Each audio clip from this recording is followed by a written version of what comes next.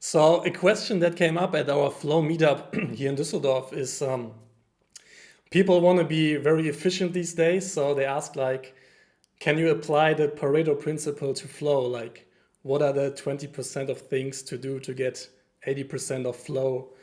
If that's possible, and to be more specific, if you need it, for someone who's working like in a white collar job, sitting in front of a computer most of the day and punching stuff into the keyboard. So there's two totally different answers to this. It's a great question, and of course it came up at the meetup.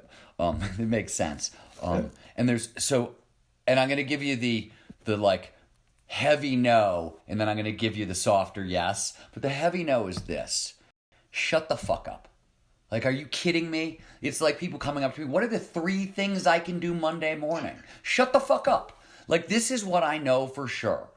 You get one shot at this life. You're going to spend a third of it asleep. So what you do with the other 2/3, that's the ball. It may be the only ball game in history, period, for you, right?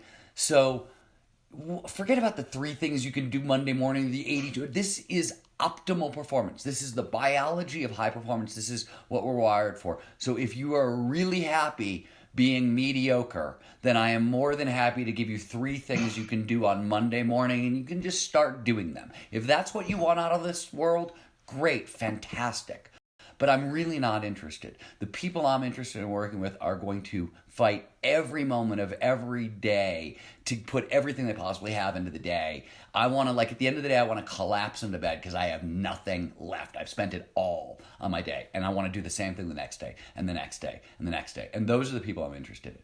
That said, that's the hard answer, right? That's me being an asshole. Here's the other answer, which is, the funny thing about flow hacking is, and this is some of the work we've been involved in at the Flow Genome Project, that they've done some fantastic work on this stuff at the Karolinska Institute in Sweden and elsewhere, which is over the past 15 years, we've identified that flow states have triggers, preconditions that lead to more flow, right? There are 20 of them in total, as you probably know.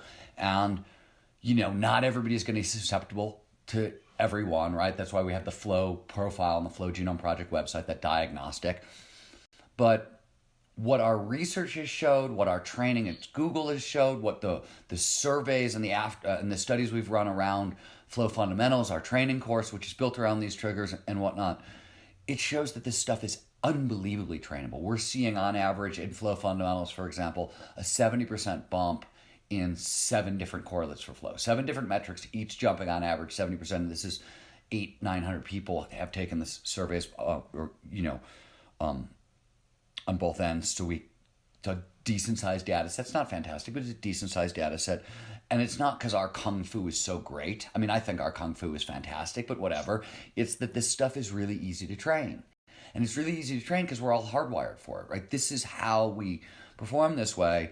And so, I mean, first things first, and this is the first thing when I work with organizations, the first thing I do is I say, look, if you can't hang a sign in your door that says, fuck off, I'm flowing, you're sunk, right? This is uninterrupted concentration. The research is really clear that 90 to 120 minute blocks of uninterrupted concentration maximize focus, maximize flow. So if you work for a company, run a company, or treat your own life with this much disrespect that you try to answer messages in 15 minutes and emails in an hour, and you have your alerts set up on your computer so focus, okay, well, you're just being idiotic, right? Like, the research is really clear on this, and it's not that hard.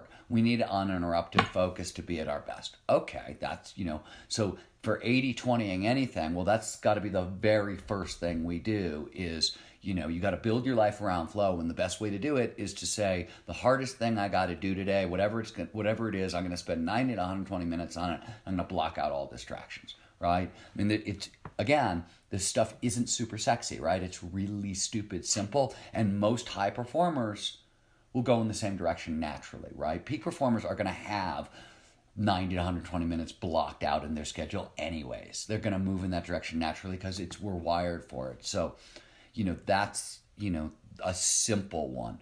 The challenge skills ratio. Chick Sent Me High called it the golden rule of flow, right? Make sure you're pushing all the time, just a little bit, so you're at the edge of your challenge threshold, right? That's where we perform our best. So you want to be as close to that sweet spot all the time as possible. And I think the third thing if I was going to 80/20 this, so I'm just, right, these are just, what would I focus on, right? I would focus on uninterrupted concentration. I would make sure I pushed myself hard enough. I trained that grit muscle, that lean in muscle, right, to always stay at that. And that also will train up risk taking, which is another flow trigger. So you get a stack. You're not just training one variable at once. And the same thing to kind of abet this process is, and there are lots of different tools for it. I personally like reframing, but you got to learn to train down fear, right? You got to develop, because norepinephrine and cortisol, which sit underneath fear, block learning. They block flow. A little bit is great.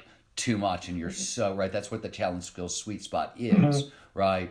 So while you're working the challenge skills sweet spot, you also have to be training down your reaction to fear. So whether it's breath work, physical activity, take your pick. I use all of them because I'm crazy and neurotic. So my daily fear load is off the charts, and it's a great motivator. But it's also like I'm always doing that. So to me, if I was going to 80/20 in this principle, and I wasn't giving you my asshole answer, those are the three things I would focus on. And if I was going to add a fourth in, it would be make sure you're getting enough sleep at night.